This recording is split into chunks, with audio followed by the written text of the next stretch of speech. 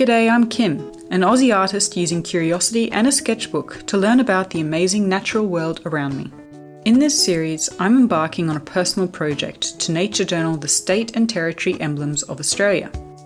Subscribe to follow my adventures as I search for the floral, fauna, and marine emblems and capture them in the pages of my sketchbook. In episode 3, we're learning about our first faunal emblem for the series, the incredibly cute, but sadly endangered, numbat from Western Australia. Numbats used to be widespread throughout southern Australia, but today their range is mostly restricted to Dryandra Woodland, where I went to spot them, and Perup Nature Reserve, both in Western Australia. So I visited Dryandra Woodland National Park in November 2022, in the hopes of nature journaling the numbat and other native species that live on the edge of the wheat belt in this unique habitat. You can find out more about that trip and the other creatures we encountered in the video linked in the description.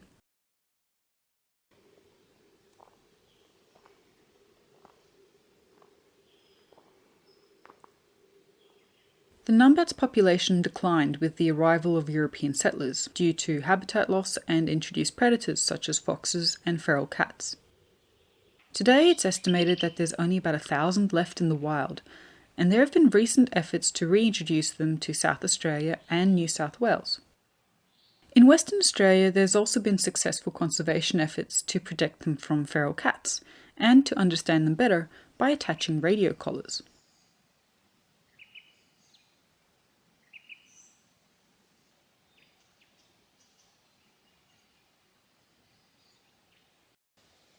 Numbats are in the carnivorous marsupials order Dasyuromorphia, alongside quolls and Tasmanian devils.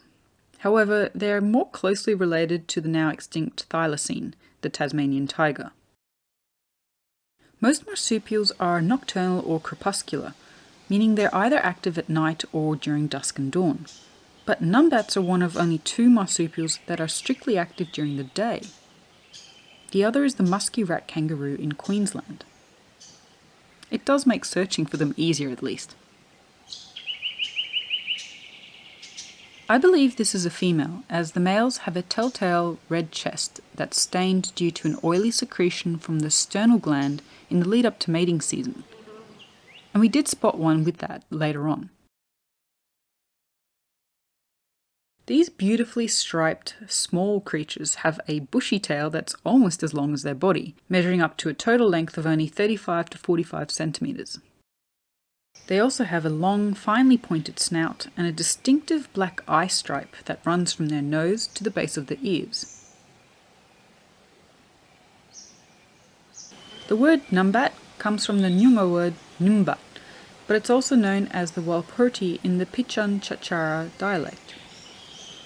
An older name for numbats is the banded anteater, but this isn't a very good name for them, since they don't seem to intentionally eat ants. They're actually termitivores, meaning they eat termites. On average, they can eat a whopping 20,000 termites a day.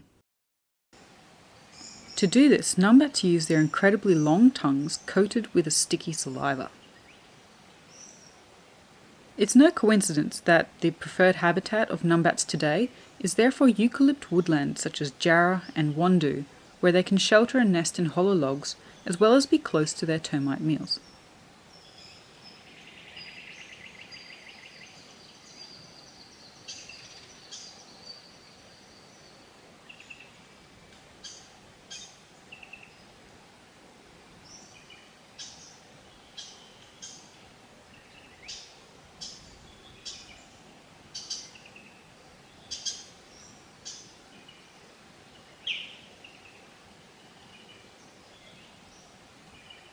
Natural predators of the numbat include reptiles and raptors.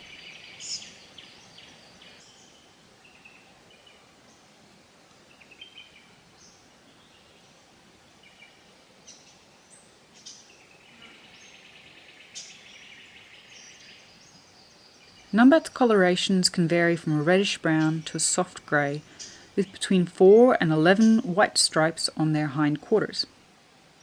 Their stripes are a form of disruptive coloration that helps the numbat camouflage as it forages during the day, allowing it to blend in with the surrounding grass. I certainly found them difficult to track when they were running away from me. And I wondered, does their eye stripe also serve to camouflage? Perhaps for when they peek out of logs? They remind me of squirrels and cats in their furtive movements, and they can freeze spectacularly, holding their pose for a long time so as not to catch attention. Their jerky movements also serve to disrupt predators' sight of them.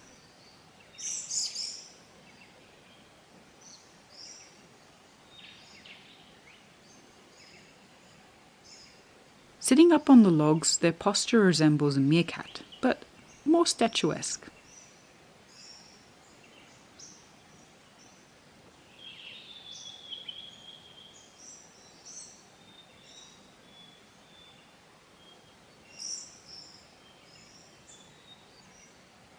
Numbats breed at the end of summer, in February and March, and produce 1 litter a year.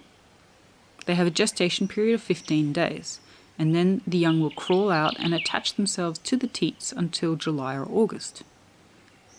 Numbats, along with other dasyurids, the carnivorous marsupials, are special in that they don't have proper pouches, just a fold of skin to cover the suckling young. And then by November the young will be fully independent.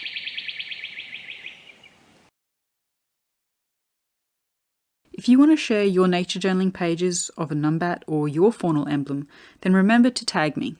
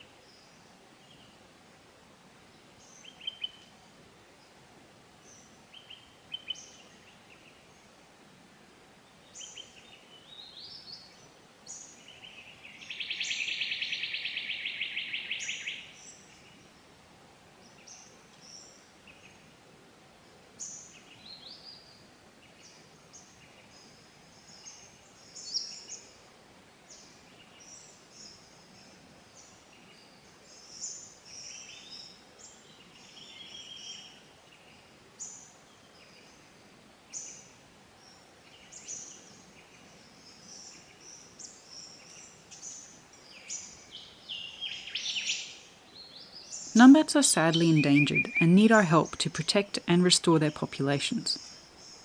If you'd like to donate and support a project directly helping the numbats, then check the FAME link in the description. There's also more numbat information and resources on my website.